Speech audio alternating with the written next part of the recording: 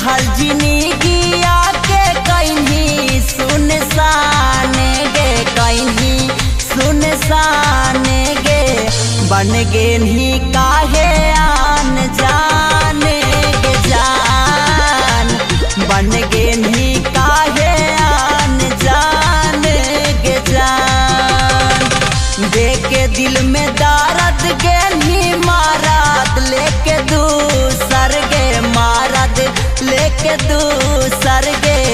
माफ नाही करता भगवान गे जान, बन गे ही काहे आन जाने गे जान।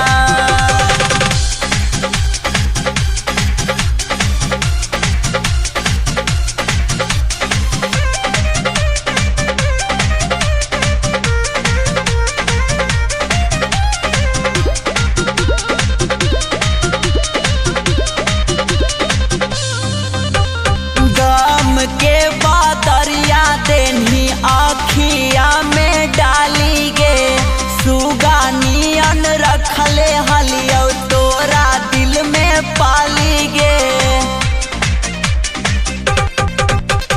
गम के बादरिया देनी आखिया में डाली गे, सुगानियन रखले हलियो तोरा दिल में पाली गे।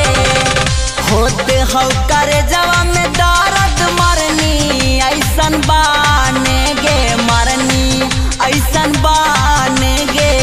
माफ नाही करता भगवान गे जान, बन गे ही काहे आन जाने गे जान।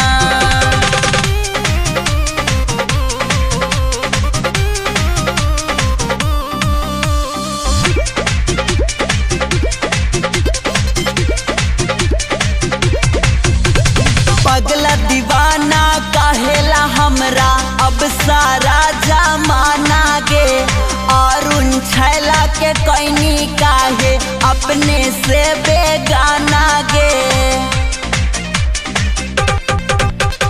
पगला दीवाना कहेला हमरा अब सारा जमाना गे, अरुण छैला के कैनी काहे अपने से बेगाना गे।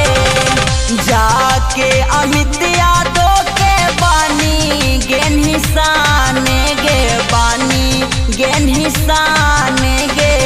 माफ नाही करता भगवान गे जान, बन गेन